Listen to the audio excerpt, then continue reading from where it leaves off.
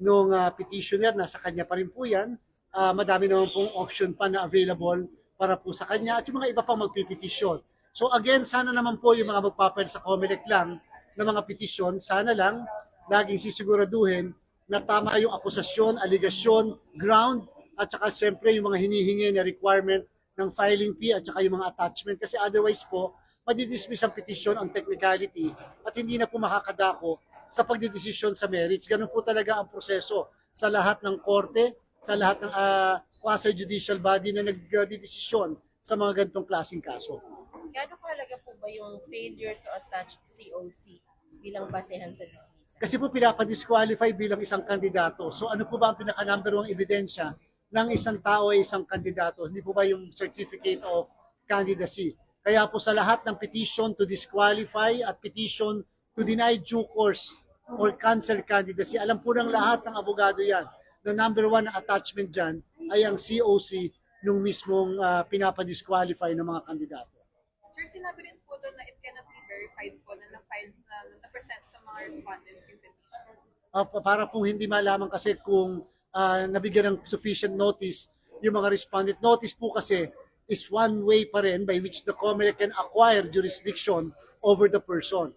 Paano po namin malalaman kung may kopya sila ng petition? Paano namin sila pasasagutin o i-issuehan ng summons ganong hindi pala naman sila nakakatanggap ng mismong kopya ng petition?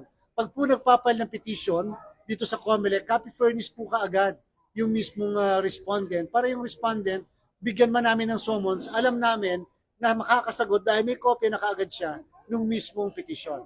So, Chair, pwede pa kumapila? Pwede naman po. Wala naman po nagbabawal sa pag-file ng motion for reconsideration. Sa komisyon, wala rin po nagbabawal na magkaroon ng refiling ng kahit na anong petisyon kung sa palagay nila ay kailangan na patibayin yung kanilang petisyon na na-file sa COMELEC. Sir, ilan na ng pending DQ petition? Bali lumalabas po, isa na lang ang pending na petition laban po doon sa iisang mga magkakapatid na isa yung mga family name at therefore asahan nyo rin po na hopefully by the next week baka magkaroon disposisyon ang COMELEC division. Sir, in case mag-file ng MR, yung deficiency sa unang yung sa dinismiss na case, pwede ba i-cure? I-cure na lang. Yun po yung ating muna hindi masasagot sapagkat siyempre parte na po ang inyong lingkod sa NBank para naman hindi natin ma-prejudge yung kaso. Again, dapat mapag-aralan ng mga abogado o yung ng counsel ng petitioner kung ano ang pinakamaganda nilang option. Basta sa part po ng COMELEC, ano man po yung option nila. Again, katulad din po ng iba, we are going to decide immediately on the cases. Sir, sa rules of procedure ba, meron bang period na required yung petitioner na naibasura yung first petition to file another petition? Wala naman po. Kasi basta ang petition to file disqualification can be filed even after the election, even basta before the proclamation. So kahit po yan ay same petitioner, different petitioner, wala pong prohibition tungkol sa period before the filing of, before the proclamation. Kaya lang, alam nyo kasi, kapag ang naging desisyon ay on the merits, siyempre po magiging res judicata yon sa part ng COMELEC. Ano ibig sabihin ng res judicata? Settled na ng COMELEC. So bakit ka magpapile na muli ng parehas na petisyon? Subalit ko ang disposisyon naman ng COMELEC ay hindi nakabase sa merits, nakabase sa ibang issue ng technicality, pwede po kami magdesisyon tungkol sa bagay na yan.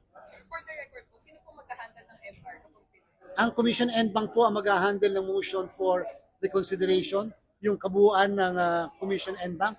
Yung pong nag-no part na sa division, sabi po ng Supreme Court sa Estrella versus COMELEC, pag nag-no part ka na sa division, hindi ka na pwede mag-participate sa Commission NBank. Sir, sorry. For the record lang, bakit hindi na po discuss ng merits?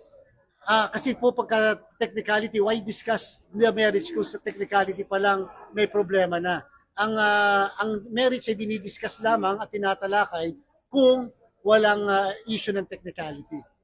Yun siguro, Both parties informed na sa decision. Kanina kasi basta ka sa COMELEC, sa amin pag nag-promulgate kami ng decision o order, kaagad na may kopya yung mga petitioner at saka respondent sa pamamagitan ng abogado nila o kung walang abogado sila. Kaya po required sa amin yung meron silang email address kasi ini-email po kaagad sa kanila. And notice by email is technically notice as required by the rules. Pero may ilang kritiko sinasabi, kung yung certification ay yung COC ang kulang, eh nasa COMELEC na rin naman daw yun eh. Bakit daw hindi na lang pwede pang may copy na rin naman daw kayo? Tama po yun, pero napakadali rin po sana sa petitioner na kumuha ng mga certified true copy. Kasi nga po, we cannot always assume and presume. Madali pong sabihin niyan kung kilala yung tao. Tama po yan. Eh paano kung hindi kilala yung tao? Hindi naman ganun kasikat. Ibig sabihin po, ipipresume namin na siya ay kandidato na kaagad. So, again, nasa kanila po yan kung paano ipapaliwanag yung defect na yon na pwede naman pala ma-cure. Ako po kung lawyer ako, mukhang alam ko kung ano sasagot ko doon sa katanungan na dapat hindi na-dismiss yung case dahil sa kawalan ng certificate of candidacy. Meron po kasi dapat silang maayos lang na paliwanag. At yan po magagawa lang nila kung merong remedyo silang ma-avail after nito. Kung hingin po sa inyo, ano po assurance na ibibigyan yung COC? At 100% po mabibigay namin yung certificate of candidacy. Wala naman po tayong problema po doon. Sabi ko nga po sa inyo, may tawag po sa tayo dyan. There are so many ways of skinning a cat. Siguro po nagkulang lang sa tamang paliwanag doon sa petisyon.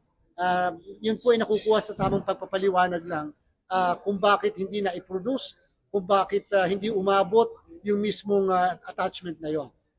Sir, mabilis pa ako mabagal yung paglalabas ng decision considering Feb lang siya na-file.